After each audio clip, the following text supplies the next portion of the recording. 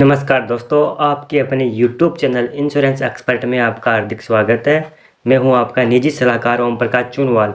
दोस्तों, आप हमारे चैनल पर नए आए हो तो हमारे चैनल को सब्सक्राइब जरूर कर लें, जिससे आपको हमारे नए वीडियो का नोटिफिकेशन जल्दी मिल जाए। दोस्तों, आपको इंश्योरेंस एक्सपर्ट चैनल के द्वारा आपको मिलेगी सिर्फ और सिर्फ इंश्योरेंस की जानकारी, वो भी इंश्योरेंस प्रोफेशनल के द्वारा, वो भी बिल्कुल आसान भाषा में। दोस्तों, आज इस वीडियो में आप सभी को LIC के आए हुए नए insurance plan, endowment plan number 914 के बारे में बताने वाला हूं।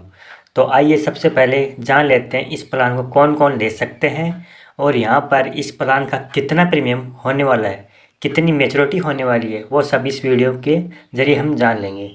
तो यहाँ पर सबसे पहले बात करें तो मिनिमम एज की, तो यहाँ पर इस इंश्योरेंस प्लान को लेने के लिए मिनिमम एज कम से कम 8 ईयर होनी चाहिए। अगर आपकी एज 8 ईयर से कम है तो इंश्योरेंस प्लान को नहीं ले पाएंगे। उसके बाद अगर हम बात करें मैक्सिमम एज की, तो यहाँ पर ज़्यादा से ज़्यादा 55 ईयर तक ही लोग इस प्लान को ले सकते हैं। तो अगर आपकी उम्र 8 साल से लेके 55 ईयर के बीच है तो आप इस प्लान को ले सकते हैं। अब बात आती है मिनिमम पॉलिसी टर्म की, यानी कि इस पॉलिसी को कम से कम कितने साल के लिए ले सकते हैं। तो वो टाइम पीरियड है, दिया गया है 12 साल का। उसके बाद बात आती है मैक्सिमम पॉलिसी टर्म की, यानी कि ज़्यादा से ज़्यादा इस पॉलिसी को कितने साल के लिए ले सकते हैं। तो उसके लिए यहाँ पर 35 साल का टाइम दिया गया है, यानी कि इस पॉलिसी को कम से कम 12 साल के लिए ले सकते हैं और ज़्यादा से ज़्यादा आप इस पॉलिसी को 35 साल के लिए ले सकते हैं। उसके बाद बात आती है मिनिमम सम एश्योर्ड की, यानी कि कम से कम बीमा कितने रुपए का ले सकते हैं। तो यहाँ पर मिनिमम सम एश्योर्ड है वो है 1 लाख रुपए का है।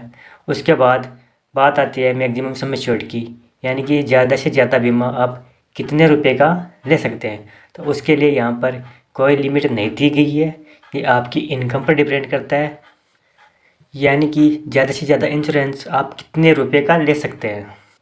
अब बात करते हैं इस पॉलिसी के अदर बेनिफिट की। आप यहाँ पर अपनी पॉलिसी में एडिशनल बेनिफिट भी ले सकते हैं, जिसे हम राइडर कहते हैं। तो आप अपनी पॉलिसी टर्म एश्योरेंस राइडर ले सकते हैं, accidental death and disability rider ले सकते हैं, या फिर आप एक्सीडेंटल बेनिफिट राइडर ले सकते हैं।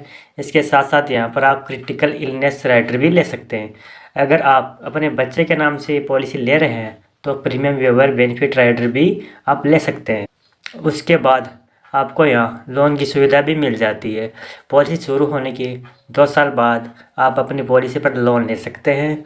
जो लोन का अमाउंट होगा उस पर आपको LIC को इंटरेस्ट पे करना होता है। उसके बाद यहाँ पर बात आती है सरेंडर की, तो पॉलिसी शुरू होने के 2 साल बाद आप अपनी पॉलिसी पर सरेंडर भी करा सकते हैं। उस समय जो भी आपकी पॉलिसी की सरेंडर वैल्यू होती है वो LIC की तरफ से आपको मिल जाती है। उसके बाद बात आती है मोड ऑफ पेमेंट की, यानी कि आप अपनी पॉलिसी का प्रीमियम 1 साल में भी भर सकते हैं, 6 महीने से भी भर सकते हैं, 3 महीने से भी भर सकते हैं, या हर महीने से भी अपनी पॉलिसी का प्रीमियम भर सकते हैं। LIC ने यहाँ पर आपको 4 मोड ऑफ प्रीमियम पेमेंट दिए हैं। जो आप मोड ऑफ पेमेंट चूज करना चाहते हैं वो यहाँ पर ले सकते हैं। जो आप मोड ऑफ पेमेंट चूज करना चाहते हैं वो यहाँ पर ले सकते हैं। उसके बाद बात आती है ग्रेस पीरियड की। अगर आप अपनी पॉलिसी की पेमेंट ड्यू डेट पर पे नहीं कर पाते हैं तो LIC आपको यहाँ पर कुछ एक्स्ट्रा दिन देती है, जिससे आप अपनी पॉलिसी का प्रीमियम भर सकते हैं। तो यहाँ पर अगर आपने मंथली प्रीमियम पेमेंट मोड लिया है तो आपको 15 दिन का ग्रेस पीरियड मिलता है। और इसी तरह से इसके अलावा आपने अगर और कोई पेमेंट मोड चूज़ किया है तो आपको 30 दिन का ग्रेस टाइम पीरियड मिलता है। हमारा वीडियो आपको पसंद आया तो लाइक, कमेंट, शेयर करना ना भूलें।